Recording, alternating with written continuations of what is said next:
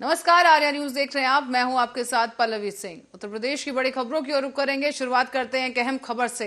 हमीरपुर से इस वक्त की बड़ी खबर सामने आ रही है, जहां आर्या न्यूज की खबर का बड़ा असर देखने को मिला है। यहां पर डीएम के निर्देश पर कार्रवाई की गई है और 3 पोकलैंड मशीनों को सीज कर लिया गया है। बड़ी जानकारी इस वक्त की आपके लिए सामने आई है, जहां पर हमीरपुर में आर्या न्यूज की खबर का बड़ा असर देखने को मिला। 3 पोकलैंड मशीनों को आज सीज कर दिया गया है। अवैध खनन का एक वीडियो वायरल हुआ था और आर्या न्यूज पर प्रमुखता के साथ ये वीडियो और खबर दिखाई गई थी। पूरा मामला बेरी खंड संख्या 10/33 का है, जहां पर अवैध खनन के चलते एक बड़ा कारोबार किया जा रहा था, जिस पर आज कार्रवाई की गई है। कई जो मशीनें वहां पर थी उन्हें सीज कर लिया गया है। तस्वीरें आपके सामने हैं।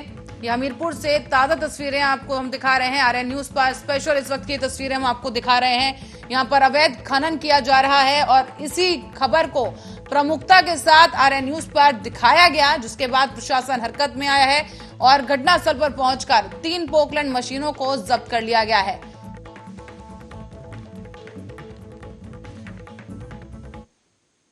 और अब बढ़ेंगे अगली खबर की ओर। रायबरेली से एक खबर है, जहां नए साल को लेकर जिला प्रशासन ने कमर कस ली है। एसडीएम सदर संघवार, सीओ सिटी वंदना सिंह और आबकारी की टीम ने शहर में 1 दर्जन से अधिक दुकानों पर ताबड़तोड़ छापेमारी की है।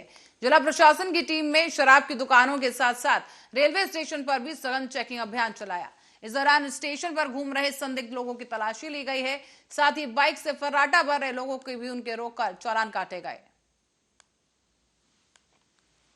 दिसंबर और नए वर्ष को लेकर किस तरह से जो है सुरक्षा व्यवस्था देखी जा रही है, किस तरह से चेकिंग की जा रही है, आज कहाँ पे क्या हुआ? जिलाधिकारी महोदय के निर्देश के क्रम में 31 दिसंबर से पहले एक अभियान चलाया जा रहा है, जिसमें कि जो अवैध शराब के बिक्री को लेकर के हम लोग थोड़ा सतर्कता किस तरीके से बरती जाए, उसके दौरान मैं और सीओ सिटी मैडम के साथ पूरी टीम के साथ हम लोग शॉप्स की चेकिंग कर रहे हैं कि सारी व्यवस्थाएं वहां पर मानक के आधार पर है या नहीं।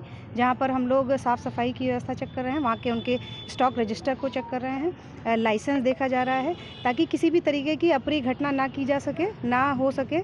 उसको लेकर के हम लोग जितना सतर्क हो सकते हैं उस पर कोशिश की जा रही है। और हमीरपुर में मोरंग माफिया एनजीटी और सुप्रीम कोर्ट के नियमों की खुलेआम धज्जियां उड़ा रहे हैं। आपको ये बता दें कि मशीनों के जरिए दिन रात अवैध खनन हो रहा है और जिसकी तस्वीरें हम आपको दिखा रहे हैं। और हाल ही में हमने आपको बताया कि इस पूरी खबर को इस खबर का संज्ञान लेते हुए बड़ी कार्रवाई कर दी गई है और यहां पर पोकलैंड मशीनों को सीज कर दिया गया है। विंध्याचल धाम में नववर्ष पर श्रद्धालुओं की भीड़ आने की संभावना को देखते हुए जिलाधिकारी और पुलिस अधीक्षक ने इस धाम का निरीक्षण किया है। साथ ही यात्रियों की सुविधा के लिए तमाम जो पर्याप्त सुरक्षा बल है और बैरिकेडिंग कराए जाने के भी निर्देश दे दिए गए हैं। डीएम के साथ संयुक्त रूप से निरीक्षण करने पहुंचे एसपी ने भी बताया है कि भीड़ की संभावना को देखते हुए मां के धाम में पर्याप्त सुरक्षा बल की तैनाती कर दी गई है। इसके अलावा बैरिकेडिंग भी की जा रही है ताकि इस धाम में आने वाले भक्तों को किसी प्रकार की दिक्कत ना हो। कप्तान साहब द्वारा अभी उन्हीं तैयारियों का जायजा लिया गया है। यहाँ पे श्रद्धालुओं के लिए बाकायदा बैरिकेडिंग और अन्य व्यवस्थाएं, जहाँ पर भी क्योंकि निर्माण कार्य भी चल रहा है, तो निर्माण कार्य से कोई उन्हें असुविधा ना हो, से समतलीकरण एवं शौचालय उस तरह के सारे यहाँ पे सुविधाएं उपलब्ध रहेंगी। साथ ही में कल से 2 तारीख तक चरण स्पर्श की सुविधा बंद रहेगी। झांकी से ही केवल माता के दर्शन कराए जाएंगे। आवागमन के लिए क्या व्यवस्थाएं की गई है? देखिए, इसमें हम लोग अभी आवागमन का प्लान बना रहे हैं। ज़्यादातर जगह यथासंभव हम लोग 1 वे का प्लान बनाएंगे, ताकि 2 जगह से आने वाले यात्री आपस में आमने सामने न जाएं। सुरक्षा 1 जनवरी को बहुत अधिक संख्या में श्रद्धालु आने वाले हैं, तो ऐसे में क्या सुरक्षा? जनपद मिर्जापुर में 1 जनवरी के जो अपेक्षित जो हमारे पर्यटक हैं, जो हमारे श्रद्धालु जन हैं, जो यहाँ पे आने वाले हैं, उनके लिए सुरक्षा के पुख्ता प्रबंध किए गए हैं।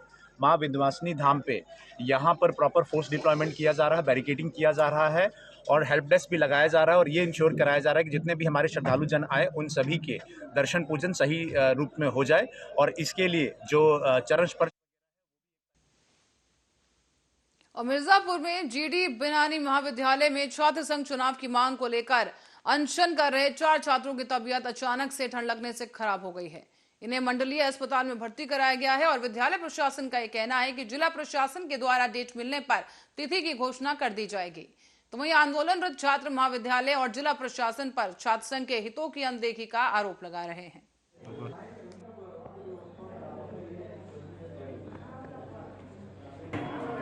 धीरज कांगोरिया है। मैं जीडी बिनानी पीजी कॉलेज से छात्र संघ पद का प्रत्याशी हूँ और पिछले 3 दिन से लगातार हम सभी छात्र धरने पर बैठे हुए हैं।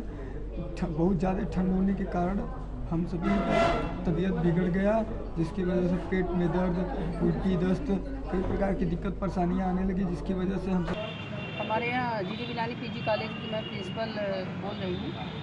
महाविद्यालय में 28 तारीख से हमारे यहाँ अनशन पे बच्चे बैठे हुए हैं। उनका यही कहना है कि हमारा चुनाव जल्द से जल्द कराया जाए और हमारी पूरी जो है तैयारी पूरी है, किंतु प्रशासन के सहयोग से ही चुनाव हो सकता है। इसलिए हमने जो है सर के यहाँ अपना एक पत्र दिया है। अगर वो और यमुनानगर से खबर है, जहां निगम दफ्तर में भ्रष्टाचार और लोगों की परेशानियों की और समस्याओं के लगातार बढ़ने की वजह से अब गंभीरता के साथ सघन इस पर चर्चा की जा रही है। और इसी बीच शुक्रवार की सुबह जगाधरी नगर निगम दफ्तर में सीएम फ्लाइंग की टीम ने दस्तक दी और अब देखना यह होगा कि नगर निगम अधिकारियों के रवैये में कितना बदलाव आता है। कुछ अटेंडेंस पूरी थी हमारी और फाइलें वगैरह चेक की, उसमें थोड़ी बहुत ही फाइलों में डिले है, कर ही रहे हैं उनको। किस तरह की फाइलें थी? प्रॉपर्टी टैक्स में न्यू आईडी या पार्ट आईडी की फाइलें में डिले है। सर किसी तरह की कोई अनियमितता भी पाई गई? नहीं जी सर, पता लगा कि कहीं प्रॉपर्टियों का जो है रजिस्ट्री का विवाद है, ऐसा कुछ था? ऐसा नहीं है जी, कुछ नहीं।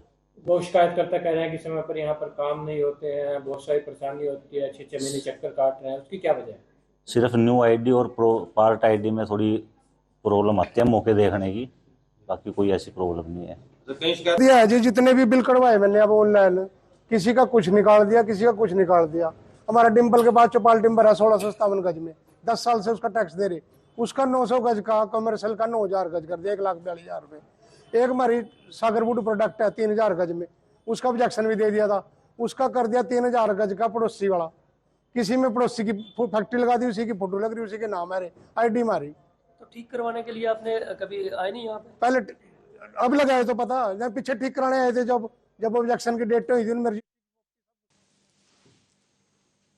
और यमुनानगर में 3 साल पहले हुई हत्या के मामले में आखिरकार सीआईए 1 की टीम ने आरोपी को गिरफ्तार कर लिया है। यहां आरोपी को कोर्ट में पेश कर न्याय की आस में जेल भेज दिया गया है और फिलहाल पुलिस इस मामले की जांच कर रही है। इस मामले में अभी भी 2 आरोपी फरार चल रहे हैं और जल्द ही पुलिस उन्हें पकड़ने का दावा कर रही है। प्लाईवुड फैक्ट्री की क्वार्टर में जो बिहारी इन्होंने अपने साथी की हत्या करके मौके से भाग गए थे, जो उस मुकदमे में पुलिस पीओ था, जिसको हमने कल बयान के पास से गिरफ्तार किया। सर अब तक कितने आरोपी गिरफ्तार है मर्डर में? अभी ये पहला आरोपी गिरफ्तार है। रीजन क्या रहा उस टाइम हत्या का? इनकी आपस में कोई झगड़ा हो गया था किसी बात। और अब खबर है संगरूर से। यहां पर भटिंडा नेशनल हाईवे पर बीती रात को भयानक सड़क हादसा हो गया है। इस हादसे के दौरान 4 नौजवानों की मौत हो गई और आपको ये बता दें कि मोटरसाइकिल और स्कॉर्पियो गाड़ी से टक्कर होने की वजह से हादसा हुआ है। इसमें नौजवानों की मौके पर ही मौत हो गई है। उपली रोड ਤੇ ਐਕਸੀਡੈਂਟ ਹੋਇਆ ਜੀ ਕੱਲ ਤਕਰੀਬਨ ਸਵੇਰੇ 12 ਵਜੇ। ਸਾਡੇ ਕੋਲ 2 ਬ੍ਰੌਡ ਡੈਡ ਤੇ ਇੱਕ ਪੇਸ਼ੈਂਟ ਠੀਕ ਸੀ, ਉਹਨੂੰ ਰੈਫਰ ਕੀਤਾ ਗਿਆ ਸੀਗਾ। ਉਹਦੀ ਸ਼ਾਇਦ ਪਟਿਆਲਾ ਡੈਥ ਹੋ ਗਈ ਹੈ, ਉਹਦਾ ਕਨਫਰਮ ਨਹੀਂ ਹੈ। ਤੇ ਇੱਕ ਡੈਡ ਬੋਡੀ ਸਾਡੇ ਕੋਲ ਸਵੇਰੇ ਆਈ ਹੈ 9:30 ਦੇ ਵਿੱਚ, ਉਹ ਵੀ ਉੱਥੋਂ ਹੀ ਲੈ ਕੇ ਆਏ ਨੇ। ਕਿਹੜੀ ਹਾਲਤ ਵਿੱਚ ਸੀ ਸਰ? ਬ੍ਰੌਡ ਡੈਡ ਸੀ ਸਾਡੇ ਕੋਲ 2-3 ਜਣੇ। ਕਿੰਨੀ ਏਜ ਦੇ ਹੈਗੇ ਸਰ? ਦੋਨਾਂ 28-30 ਇਹਦੇ ਵਿੱਚ ਏਜ ਦੇ ਵਿੱਚ। ਕਿਹੜੇ ਪਿੰਡ ਤੋਂ ਨੇ? ਇਹ ਰਾਤ ਸਾਨੂੰ 11 ਵਜੇ ਫੋਨ ਆਇਆ ਸੀ ਜੀ ਵੀ ਇੱਕ ਗੱਡੀ ਸਕਾਰਪੀਓ ਵਿੱਚ ਵੱਜ ਗਈ ਬੰਦਿਆਂ ਦੇ। ਅਜੇ ਉਹਦੀ ਪੜਤਾਲ ਚੱਲ ਰਹੀ ਹੈ। 2 ਦੇ ਮੌਕੇ ਦੀ ਡੈਥ ਹੋ ਗਈ ਸੀ, ਇੱਕ ਨੂੰ ਪਟਿਆਲੇ ਰੈਫਰ ਕਰਤਾ ਸੀ ਤੇ ਇੱਕ ਸਵੇਰੇ ਅੱਜ ਪਤਾ ਲੱਗਿਆ ਜਦੋਂ ਪੁਲ ਤੋਂ ਬੁੜਕ ਕੇ ਥੱਲੇ ਨੀਚੇ ਡਿੱਗਿਆ ਹੋਇਆ ਸੀ, ਉਹਦੀ ਡੈਡ ਬੋਡੀ ਸਵੇਰੇ ਚਕਾਈ ਹੈ ਜੀ। ਕਿੰਨੀ ਉਮਰ ਦੇ ਨੌਜਵਾਨ ਸੀ ਇਹ? ਇੱਕ 29 ਸਾਲ ਦਾ, ਬਾਕੀ 20-22 ਸਾਲ ਦੇ ਨੇ ਜੀ। ਟੋਟਲ ਕਿੰਨੇ ਜਣੇ? 4 ਜੱਕੇ ਹੋਏ ਨੇ ਜੀ। 4 ਜਣੇ ਦੇ ਮੌਤ। ਹਾਂਜੀ। ਉਹ ਪਤਾ ਲੱਗਿਆ ਹੁਣ ਤੱਕ ਕਿੱਥੇ ਦੇ ਬੰਦੇ? ਉਹਦੇ ਵਾਰਸ ਆ ਰਹੇ ਨੇ ਜੀ, ਹਜੇ ਰਿਸ਼ਤੇਦਾਰ ਖੜੇ ਨੇ, ਹਜੇ ਵਾਰਸਾਂ ਨਹੀਂ ਪੱਕੇ, ਉਹਦੇ ਮਾਪਿਓ ਆ ਰਹੇ ਨੇ ਜੀ। ਉਹ ਜਦੋਂ ਆਉਣਗੇ ਅਸੀਂ ਕਾਰਵਾਈ ਕਰਾਂਗੇ। ਗੱਡੀ ਵਾਲਿਆਂ ਦਾ ਕੁਝ पता? गोरखपुर के विकास भवन में ग्राम प्रधानों ने जीपीआरओ को अपना इस्तीफा दे दिया है। साथ ही प्रधानों ने भी बताया कि बांसगांव में बीडीओ ना हमारी बात सुनते हैं, ना ही बात करते हैं और पूरे तरीके से अपनी मनमानी चलाते हैं। कई दिनों से यहां पर यही सिलसिला चल रहा था, जिससे तंग आकर आज इन तमाम प्रधानों ने अपना इस्तीफा दे दिया है। सिंह पद है महामंत्री पद का। हम लोग बांसगांव ब्लॉक विकासखंड से आते हैं और हम लोगों का मांग था कि पिछले महीने एक विवाद हुआ अधिकारियों से। एक बीडीओ साहब की प्रीति वर्मा जी थी, तो उनके समय में वाउचर फीड हुए और डोंगल भी लग गए थे, तो पेमेंट हुआ नहीं और उनका ट्रांसफ़र हो गया किसी कारणवश। यहाँ से शाश्वत त्रिपुरारी जी IAS महोदय गए बांसगांव, तो जब 24 तारीख से ये हो रहा था कि डोंगल रिजेक्ट हो जाएगा, तो इनको कार्य का परीक्षण करा लेना चाहिए था, सत्यापन करा लेना चाहिए था किसी भी स्तर से। और ये 28 तारीख को रात 7:30 बजे डोंगल वीडियो लॉगिंग हो गया, तब भी इन्होंने नहीं किया। 11 बजे से हम लोग प्रयास कर। सर, हम लोगों के मनरेगा मटेरियल के संदर्भ में हम लोग ये धरना दिए हुए हैं और 18 महीनों से हम लोगों का पेमेंट नहीं हुआ है। कल पैसा आया, लेकिन हमारे वीडियो बांसगांव शाश्वत त्रिपुरारी के अड़ियल रवैये के कारण हम लोगों का भुगतान नहीं हो पाया सर। और हम लोग जितने भी लोगों से सामान लिया गया है, वेंडर लोगों से सामान लिया गया है, भट्टों से लिया गया है, सारे लोगों का तगादा हम लोग। और अब खबर बुलंदशहर से है। यहां पर स्वाट टीम और देहात पुलिस ने दीपक गिरी हत्याकांड का खुलासा कर दिया है। मिली जानकारी के अनुसार विधवा बहन ने प्रेमी के साथ मिलकर अपने ही भाई की हत्या करवा दी है। पुलिस ने इस आरोपी बहन और उसके प्रेमी को गिरफ्तार कर लिया है। साथ ही आपको बता दें कि कत्ल में हथियार जो इस्तेमाल किया गया उसे भी बरामद किया गया है। 27 तारीख में अकबरपुर और कुड़ोल बनारस के बीच का जो बाग है, उसमें एक डेड बॉडी मिली थी जिसके गले पर निशान था, काटने का निशान था, और उसकी पहचान का प्रयास किया गया। तो उसकी पहचान दीपक नामक व्यक्ति के रूप में हुई, जो सहकारी नगर का रहने वाला मंडी क्षेत्र का था। उसकी जब आगे छानबीन की गई तो पता चला कि एक अमित नामक व्यक्ति है जो उसका मित्र है। उसके जो हमारी सर्विलांस की तकनीक थी उसका प्रयोग किया गया और अपनी पूछताछ की गई, तो उससे पता चला कि एक अमित नामक व्यक्ति है जो उसका दोस्त था और वो साथ में उसके आया था और उसने जो है बाग में उसके साथ बैठ के शराब पिया और उसकी हत्या उसी के द्वारा की गई। बुलंदशहर में राशन डीलर पर दबंगई का आरोप लगाकर उपभोक्ताओं ने जमकर हंगामा काटा। डीलर पर दलित महिला को पीटने और जाति सूचक शब्द बोलने का भी आरोप लगाया गया है। मेरा नाम महेंद्र सिंह है। कहाँ के रहने वाले हो? धरपतिवरपुर। ये प्रदर्शन कर रहे हो, क्या मामला है? प्रदर्शन में ये है कि मेरी घरवाली राशन लेने आई है, इसने उठा कर उसको पटक दिया इसकी लड़के ने, और राशन देता नहीं है, कम तोलता, राशन बांटता नहीं है। अब आपने शिकायत मेरे गाल पर मारने को लगी हुई, चोट लगी हुई है मेरे बीच बचाव में। अपने पुलिस को शिकायत दी है? मैंने शिकायत कंप्लेंट दिया है, FIR कॉपी थाने में पड़ी हुई है मेरी। पुलिस क्या कार्रवाई किया? पुलिस अभी कोई आई नहीं, अभी तक मैं कार्रवाई दिया आया हूँ कंप्लेंट। क्या नाम है आपका? मेरा नाम महेंद्र सिंह है। कहाँ के रहने वाले हो? धरपतिवरपुर। ये प्रदर्शन कर रहे हो, क्या मामला है? प्रदर्शन में ये है कि मेरी घरवाली राशन लेने आई है, इसने उठा कर उसको पटक दिया इसकी लड़के ने, और राशन देता नहीं है, कम तोलता, राशन बांटता नहीं है। अब आपने शिकायत गोरखपुर में नए साल में कानून व्यवस्था को दुरुस्त रखने के लिए ADG अखिल कुमार ने सख्त निर्देश जारी किए हैं। साथ ही नए साल का सेलिब्रेशन सुरक्षित और वैधानिक तरीके से और सौहार्दपूर्ण तरीके से मनाए जाने की भी अपील की गई। दरअसल आपको बता दें कि नए साल के जश्न के दौरान सड़कों पर हुड़दंग करने वालों पर नजर रखने के लिए पुलिस और इंटेलिजेंस की टीम की ड्यूटी लगाई गई है, और इसी के साथ ही सभी पार्टी आयोजित होने वाली जगहों पर पुलिस सादे कपड़ों में भी तैनात की जाएगी। नव वर्ष 2023 की सभी लोगों को हार्दिक शुभकामनाएं। कल नव वर्ष जोश से और उल्लास से मनाया जाएगा सभी जगह। हम लोगों ने सभी प्रकार की तैयारियां अपनी कर ली हैं। सभी भीड़ भाड़ वाले स्थानों पे ड्यूटियां रहेंगी। हम लोगों का विशेष अनुरोध है हमारे जनता से कि आप इसको अच्छे से मनाएं, खुशियों से मनाएं, परंतु ऐसा कोई कार्य ना करें जिससे जन सामान्य को असुविधा का सामना करना पड़े। इसलिए आवश्यक है कि आप रात को 10 बजे के बाद डीजे नहीं बजाएं, क्योंकि डीजे बजाने से रात में। गोरखपुर के जिला अस्पताल में हाईटेक डिजिटल व्यवस्था की शुरुआत कर दी गई है।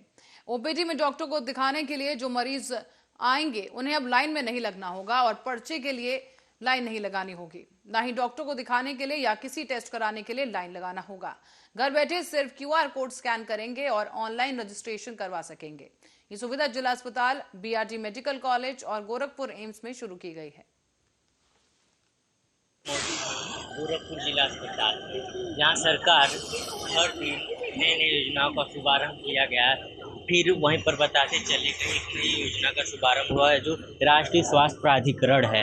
ये घर से ही मरीज बुकिंग कराकर ये योजना डॉक्टर से मिलकर लाभ ले रहे हैं और इसकी शुरुआत गोरखपुर के 3 अस्पतालों में की गई, एम्स में, मेडिकल में और जिला अस्पताल में। और सोनभद्र में प्रदूषण को लेकर ग्रामीणों ने विस्थापन की मांग की है। ये आपको ये भी बता दें कि एनसीएल खड़िया और विस्थापित बस्ती के पास कोयला लोडिंग पॉइंट बनाया जा रहा है। ये है कि वो जितना गैस उड़ रहा है, हम लोग को छत पर है, खाना में बैठ रहा है, कपड़ा भी बैठ रहा है, सब पर बैठ रहा है। हम लोग छत धोएंगे, टुल्लू लगा करके धोएंगे, पानी लगा करके धोएंगे, और फेफड़ा गुर्दा में जो बैठ रहा है वो गैस, उसको हम लोग कैसे धोएंगे? बाल बच्चों को लेकर के हम लोग कहाँ जाएंगे? हैं, तरह तरह का बीमारी, तरह तरह का दुख हम लोग को छाया है, तो हम लोग कहाँ जाएंगे? हैं, हम लोग को मांग है यही कि हम लोग को यहाँ हटा दीजिए। हमारा एक प्लाट हमको चाहिए, मोजा चाहिए, अगर हटाना चाहे तो मशीन अगर। और खबर रायबरेली से है। जिलाधिकारी माला श्रीवास्तव की सराहनीय पहल के अंतर्गत बाल विकास सेवा और पुष्टाहार विभाग के द्वारा चिन्हित 2406 अति कुपोषित बच्चों को सुपोषित किए जाने के लिए स्वास्थ्य विभाग के माध्यम से प्रोटोकॉल के अनुसार मेडिसिन किट का वितरण किया जा रहा है। बता दें आपको कि 31 दिसंबर को समस्त सामुदायिक स्वास्थ्य केंद्र में ये वितरण किया जाएगा और इसी के अंतर्गत जनपद के कई औद्योगिक, व्यापारिक और स्वयंसेवी संस्थाओं को उक्त चिन्हित बच्चों में वितरित किए जाने के लिए पोषण किट प्रदान किए जाने के लिए भी आह्वान किया गया है। जिले में हम लोगों ने ये आंकलन कराया, वजन लेकर सभी बच्चों का और बाकी उनकी स्वास्थ्य परीक्षण करवाकर, तो जो बच्चे सैम श्रेणी में गंभीर अल्प वजन और सिवियरली मालनरिश्ड बच्चे हैं, उन सब के लिए 2 प्रकार से हम लोग उनके लिए उनके बेहतर स्वास्थ्य के लिए काम कर रहे हैं। एक, उनको मेडिसिन किट स्वास्थ्य विभाग के माध्यम से उपलब्ध कराई जा रही है, और एक पोषण किट, उनको जो पोषाहार है उसके अतिरिक्त हम लोग CSR के माध्यम से हम लोगों ने ये अपील किया था जनपद में सभी ग्रुप्स के से, और उसमें हमारे यहाँ के स्थानीय कई संस्था, कई लोग आगे आए हैं और उन्होंने इसमें बढ़ चढ़ के अपनी सहभागिता दिखाई है, अपनी रुचि दिखाई है, जिससे कुपोषित बच्चों को बेहतर स्वास्थ्य के लिए पोषण सामग्री दी जा रही है। आज आपके समक्ष IIA और लघु उद्योग भारती की ओर से बहुत अच्छी पहल करते हुए ये पोषण किट्स हमें अच्छी संख्या में उपलब्ध कराई जा रही हैं, और हम लोग यही अपील कर रहे हैं कि इसी प्रकार अगर हमारे ज़िले के और भी CSR के माध्यम से संस्थाएं या जो अन्य लोग हैं आम जन में से जो अपने आप जो सशक्त हों, जो आगे आकर इस नेक काम में अपनी सहभागिता देना चाहें, उनसे हम अपील करना चाहते हैं। बिजनौर में एक मासूम बच्चे के कोरोना वायरस की झूठी अफवाह से पूरा परिवार सहमा हुआ है। हालांकि बच्चे के उपचार के दौरान मेरठ के निजी अस्पताल में मौत हो गई, लेकिन कुछ लोगों के द्वारा बच्चे की कोरोना पॉजिटिव होने की झूठी अफवाह फैलाई गई है। इससे मोहल्ले के बाकी बच्चों में और स्कूल संचालक ने स्कूल आने से बच्चों को साफ इनकार कर दिया है। इसी को लेकर पीड़ित परिजन काफी परेशान है और पीड़ित परिजनों ने बिना वजह फैल रही इस अफवाह पर रोक लगाने की मांग की है। नाम क्या है वैसा आपका? मोहम्मद मेहरुद्दीन। कहाँ के निवासी है? गंजदार में। यहाँ पर एक बच्चे का बारे में अफवाह उड़ रही है कि कोरोना पॉजिटिव की वजह से उसकी मौत हो चुकी है, इसके बारे में क्या करें? बस ये वो मेरा लड़का था, उसका ट्रीटमेंट चल रहा था न्यूट्रिना हॉस्पिटल में, तो वहाँ पर उसके RT-PCR गई, रिपोर्ट होने के लिए जैसे गई तो वो आया लड़का निगेटिव। पता नहीं कौन कौन से न्यूज़पेपर है और ये रिपोर्ट है, लोकल रिपोर्टर जो रहते इन्होंने उसको पॉजिटिव शो कर दिया। ये 23 तारीख में शायद हुई थी डिक्लेयर, और उसके बाद में कन्नौज के छिबरमऊ में एक सिपाही ने ड्यूटी के दौरान फांसी लगाकर जान दे दी है। बताया जा रहा है कि वो न्यायालय में सुरक्षा में तैनात था और कुछ देर बाद ही उसका शव पेड़ पर लटका हुआ दिखाई दिया है। इससे वहां पर हड़कंप मच गया है। छिबरमऊ न्यायालय सुरक्षा में तैनात सिपाही विष्णु मूल रूप से जो है मथुरा जिले का रहने वाला है और 5 महीने पहले ही उसकी शादी हुई थी।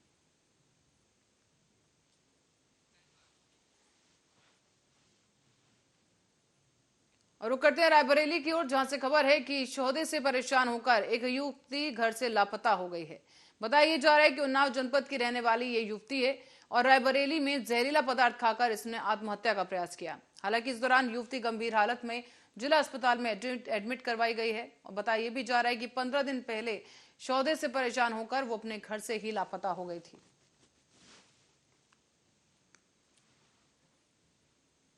नाम की लड़की है जिसकी उम्र तकरीबन 18 वर्ष है। जो परिजनों द्वारा यहाँ लाई गई, जो बताया गया कि इन्होंने कुछ विषाक्त पदार्थ, जहरीला पदार्थ खाया है, जिसके लिए इनको भर्ती कर लिया गया तथा उपचार चल रहा है। क्या हालत है इस समय? हालत लगभग बहुत अच्छी नहीं है, लेकिन अभी इलाज प्रारंभ किया गया है।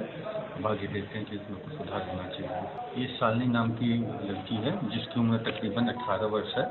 जो परिजनों द्वारा यहाँ लाई गई, जो बताया गया कि इन्होंने कुछ विषाक्त पदार्थ, जहरीला पदार्थ। हमारे गांव में 2 लड़के हमको बहुत ब्लैकमेल कर रहे हैं। वो पता नहीं कह रहे हैं कि कोई बाबा के नाम से एप्लीकेशन डाल दो और मेरे पीछे बहुत पड़े हैं।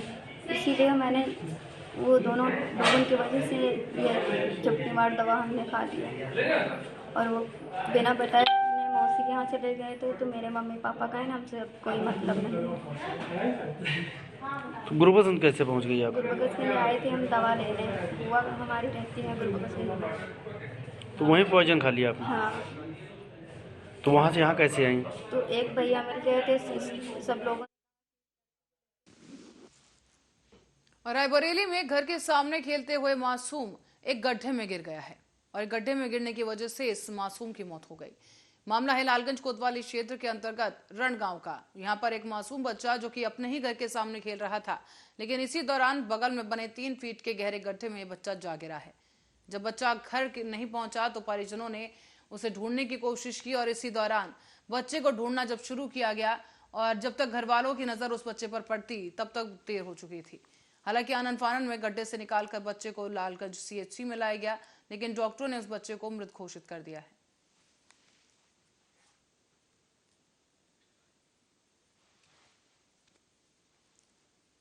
और गोरखपुर से खबर है, शीतलहर और कोहरे का प्रकोप गोरखपुर में जारी है। शीतलहर का असर जहां आम जनता पर पड़ रहा है, वहीं परिवहन निगम की बसें भी यहां पर काफी उन्हें नुकसान हो रहा है, क्योंकि सवारियों का यहां पर अभाव देखा गया है। सवारियां न मिलने की वजह से गोरखपुर रोडवेज को प्रतिदिन 40 से 50 हजार की आर्थिक क्षति हो रही है। मीडिया से बात करते हुए क्षेत्रीय प्रबंधक PK तिवारी ने बताया है कि ठंड और कोहरे की वजह से कई बसों के संचालन पर रोक लग गई।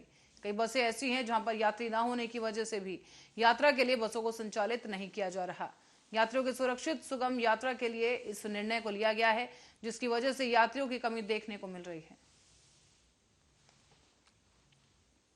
आप देख ही रहे हैं कि यात्रियों के इधर 3-4 दिन से मतलब लगातार कमी आ रही है और इधर कोहरा तो कल नहीं पड़ा, लेकिन उसके बावजूद जो ठिठुरन है उसकी वजह से यात्री की कमी संभवता है।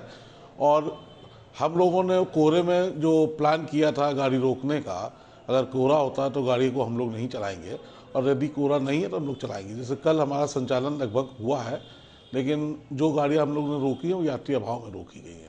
बिल्कुल आप देख ही रहे हैं कि यात्रियों के इधर 3-4 दिन से मतलब।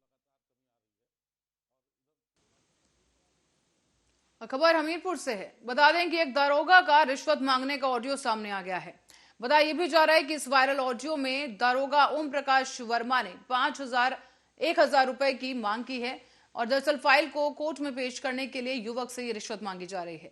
कैसे क्या कुछ कहा गया, आइए वो आपको सुनवाते हैं। हाँ सर, दरोगा जी बोल रहे हैं? हाँ सर बताइए। ये तुम्हारी फाइल तैयार है न्यायालय में दाखिल करने के लिए, इसका खर्चा दे जाओ। फाइल मान लो वो खर्चा लगा था साहब। हाँ ऐसे चली जाती है। हाँ कितना लगे खर्चा? हाँ बता देंगे, जोड़ के पैरोकार से पूछ लेना। ठीक। तुम्हारी मूंगफली अभी नहीं खुद पाई? नहीं साहब, हम तो यहाँ हैं हरियाणा में। हरियाणा में। वहाँ क्या कर रहे हो? साहब पैसा कमाने आए थे, शादी है। लेकर न्यायालय में दाखिल कराने के लिए खर्चा भेजो। बता दियो तो फिर कौन लड़का के भेज दें कितने। 1000 भेज दो। ठीक है। और तुम्हारा साथ में तुम्हारा मामा का लड़का कहाँ है? हैं? मामा का लड़का कहाँ है? वो भी साथ में है।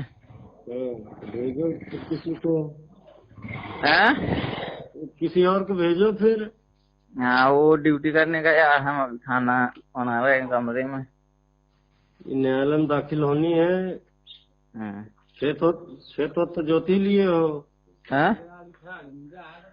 अरे 2 के खिलाफ लिखाए हो। हाँ।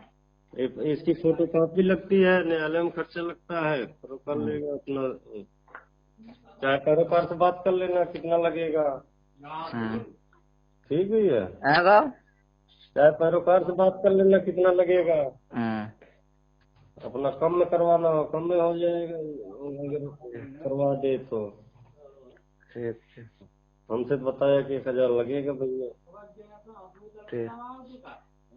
हम तुम्हारे चक्कर में अपनी जेब का नहीं खर्चा करेंगे, सीधे सी बात है। ठीक ठीक। कब भेजोगे? ठीक है साहब, बता दें ना, बस देखो बात कर रहे हैं हम, बता दें।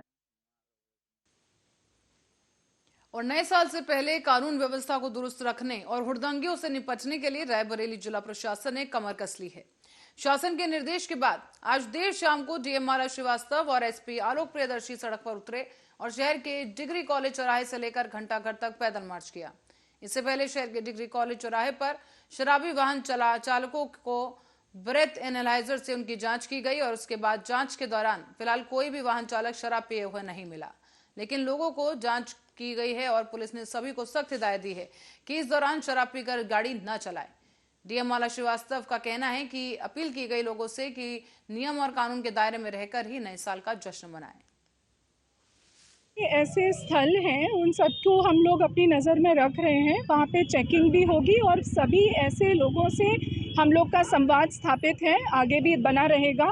और जो भी कार्यक्रम हो वो सब एक दायरे में होंगे, नियम और कानून के अंतर्गत होंगे, जो रेगुलेटरी रूल्स हैं वो लागू रहेंगे। कितने बजे तक बंद होने की जो सुप्रीम कोर्ट के आदेश हैं वो रात के 10 बजे तक के लिए हैं और लोगों को रात में 12 बजे का जश्न मनाना है अगर तो मनाएं, लेकिन किसी को उसके वजह से ये नहीं कि लाउड साउंड है, किसी को दिक्कत हो रही है या कोई लापरवाही से चला रहा है जिसकी वजह से एक्सीडेंट की स्थिति बन जाए, ये सब चीज़ों को बिल्कुल उन्हें स्वयं भी बचना चाहिए, वो हम आग्रह कर रहे हैं और हमारा सभी दल सतर्कता से इसको एनफोर्स भी कराएंगे। बुलंदशहर में गंगा किनारे ड्रोन कैमरों से खास जांच की जा रही है। यहाँ आपको बता दें कि कच्ची और जहरीली शराब की निगरानी ड्रोन के जरिए हो रही है और अवैध शराब, कच्ची शराब के निर्माण और बिक्री को रोकने के लिए अब ड्रोन कैमरों का सहारा लिया जा रहा है। खासतौर पर कोहरा और ठंड की वजह से गंगा किनारे अवैध शराब कारोबार करने वालों की ड्रोन उड़ाकर अब निगरानी की जा रही है। साथ ही आपको ये बता दें कि बुलंदशहर के नरौरा थाना क्षेत्र में गंगा के किनारे ड्रोन उड़ाकर पुलिस ने निगरानी की है।